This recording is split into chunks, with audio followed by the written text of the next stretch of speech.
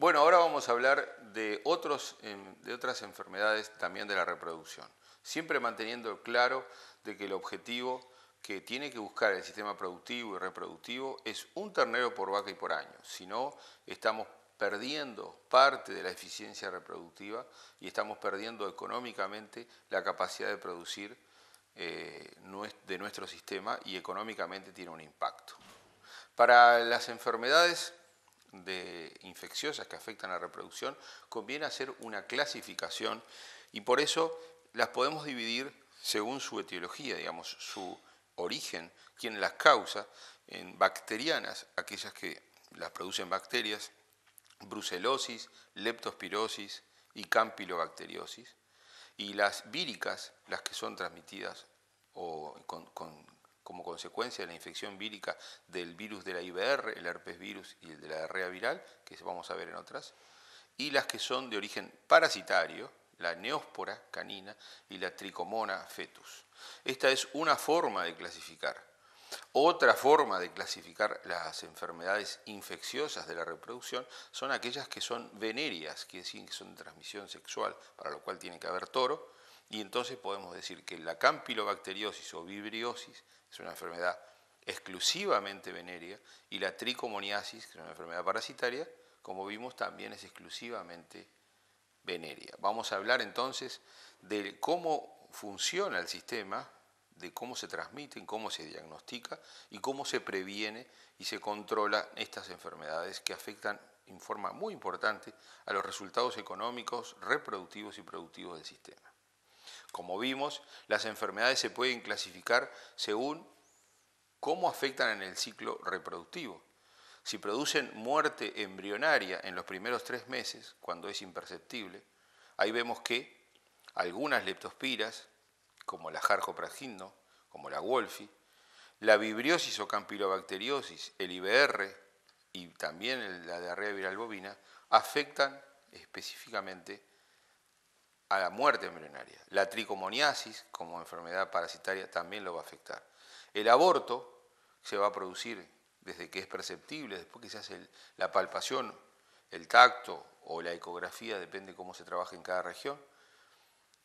Después del tercer mes o en torno al tercer mes hasta el octavo mes vamos a tener lo que se denominan abortos. Y aquí vamos a ver que básicamente vibriosis en algunos casos excepcionalmente puede traer problemas de aborto, pero herpes virus, diarrea viral siempre, algunas leptospiras como la Charcot bovis, a veces la Bradgindno y en forma importante también la pomona.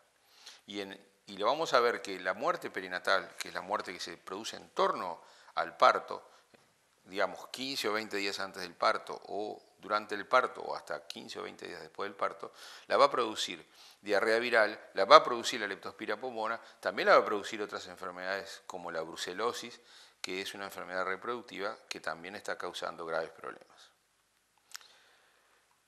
Nosotros podemos tener en todo este periodo, pero sobre todo concentrado en el primer periodo de muerte embrionaria y eventualmente algún aborto, muertes por lo que se llaman enfermedades venéreas de Campylobacter y de tricomoniasis.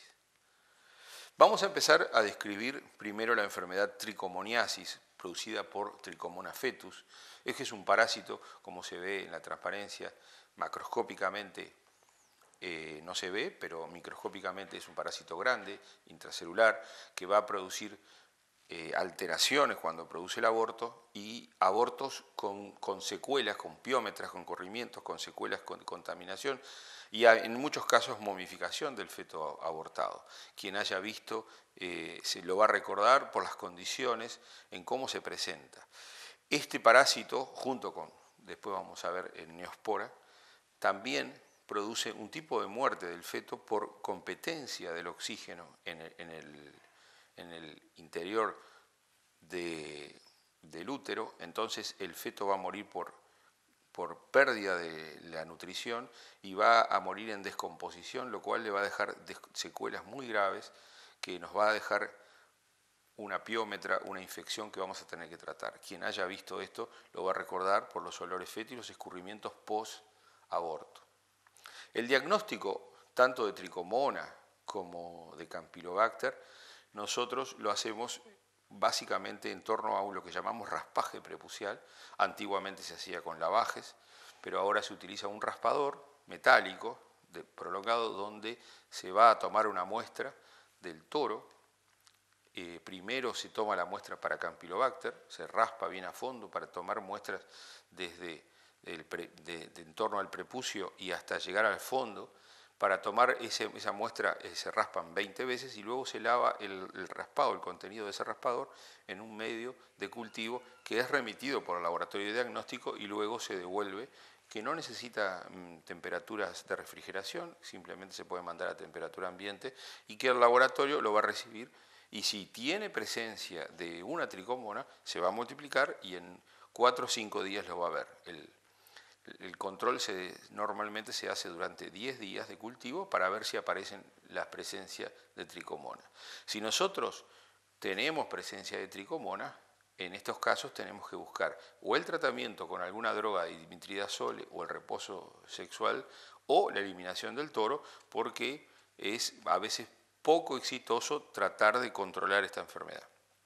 Nosotros podemos considerar que un toro es negativo después que se hace 3 raspajes consecutivos negativos separados 10 días.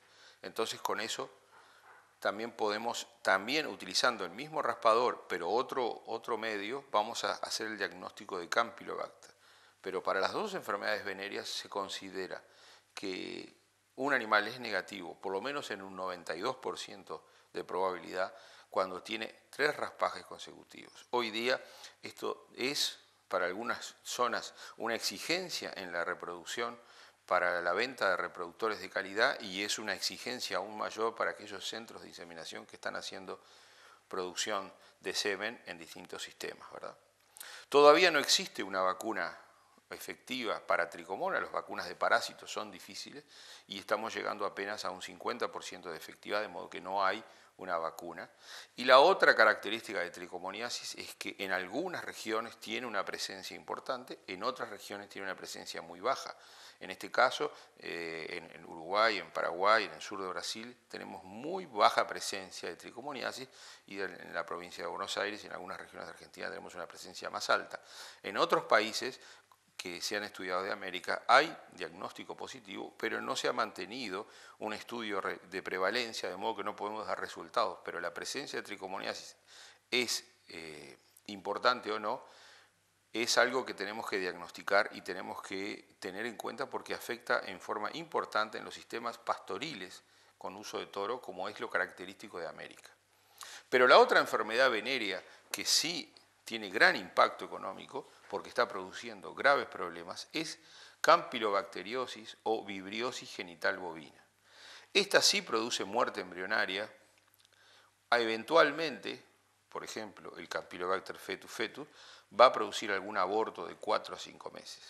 Pero tiene una diferencia con la otra, es que tiene una ausencia de contaminaciones secundarias, ausencias de piómetras, y da un aborto o una muerte embrionaria limpia, donde la vaca repite prácticamente, nada más vemos que es una vaca que va repitiendo, y que en muchos casos, después de 3 o 4 repeticiones, la vaca logra inmunidad y se queda preñada. Si uno mira un hato en el tiempo, ve que la eficiencia reproductiva está en torno al 50%, pero si uno tiene identificadas las vacas, ve que las vacas van abortando y se van preñando y siempre son el mismo porcentaje, pero son distintas vacas. Hay un porcentaje pequeño de vacas, de un 6 a un 8%, que son portadoras crónicas, que esas sí no repiten más, no quedan preñadas y siempre están repitiendo. Esas son portadoras que mantienen la infección y que son las que están contaminando al hato o al rodeo y que están constantemente contaminando al toro, que es el vector de esta enfermedad. Vemos en los servicios, como dijimos, repeticiones de celo, bajas tasas de concepción.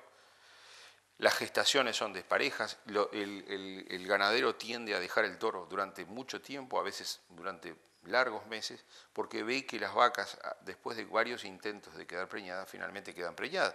Entonces llega a la conclusión de que tiene que dejar el toro y al final tiene entre cabeza y cola de parición diferencias muy, muy grandes, que es una de las características propias de un hato con infección de vibriosis genital bovina.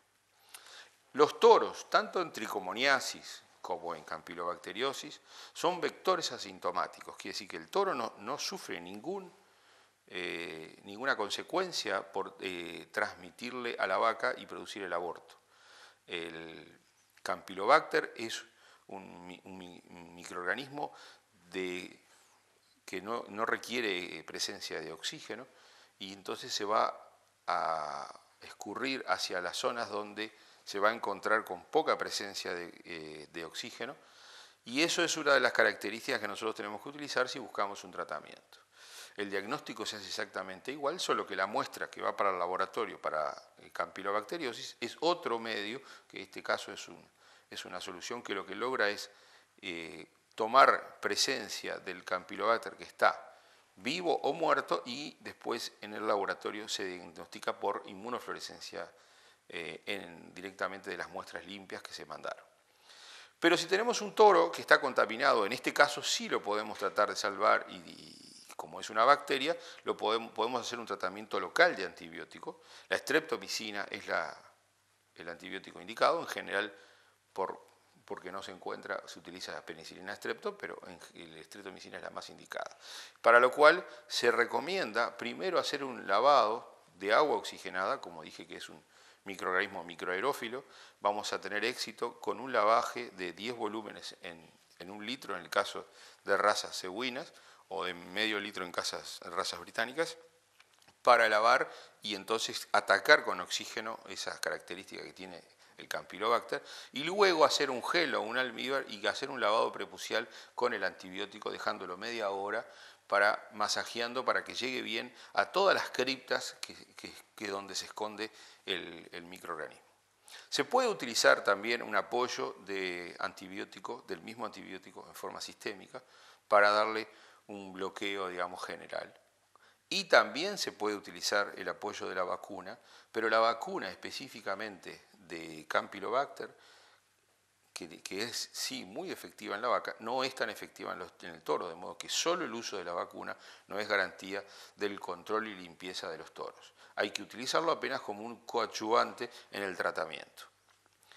¿Cómo vamos a tratar un rodeo o un hato que esté infectado? Bueno, cuando tenemos un toro positivo tenemos que considerar que el hato está infectado. Entonces tenemos que vacunar a todas las vacas, eliminar a las vacas falladas, de esas que estaba hablando, de un 6 a 8% de vacas que son definitivamente perdidas porque tuvieron alguna secuela de los microabortos que han tenido, porque han quedado obstrucciones del oviducto, salpingitis, entonces eso se elimina y todos los ingresos de los animales, de las hembras que vayan a ingresar a este rodeo, tienen que estar vacunados previamente al ingreso.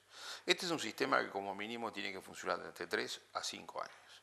Los toros tienen que ser revisados, todos los toros del hato, y tienen que ser raspados y controlados, como dijimos, para su tratamiento, si vale la pena, o su eliminación. Los toros, a medida que van teniendo cada vez más años, es más difícil salvarlos. Si uno tiene que comenzar a hacer los raspajes, lo que conviene es empezar por los toros más viejos, que es donde hay más probabilidad tengamos la presencia de Campylobacter o tricomona. Se tiene que considerar que un toro es negativo, como dijimos, con 3 raspajes negativos consecutivos. Y ahí estamos con un 92-93% de seguridad de que el toro es negativo. En algunos sistemas donde la exigencia para la congelación de semen es estricta, se llega incluso a 5 raspajes negativos para tener un 99% de certeza de que los toros que están dando semen son limpios de enfermedades venéreas. En el laboratorio de diagnóstico se puede utilizar, como dijimos, la inmunofluorescencia directa, que es una test de screening que es fácil, no requiere transporte con medios de cultivo, que requieren frío y que tienen que ser rápido. La inmunofluorescencia es un soporte del lavado que va a venir en una solución fisiológica fenolada, de modo que no hay ningún apuro en entregar el material y puede ir a temperatura ambiente. Esto nos va a permitir identificar cualquier Campylobacter que sea patógeno, vivos o muertos.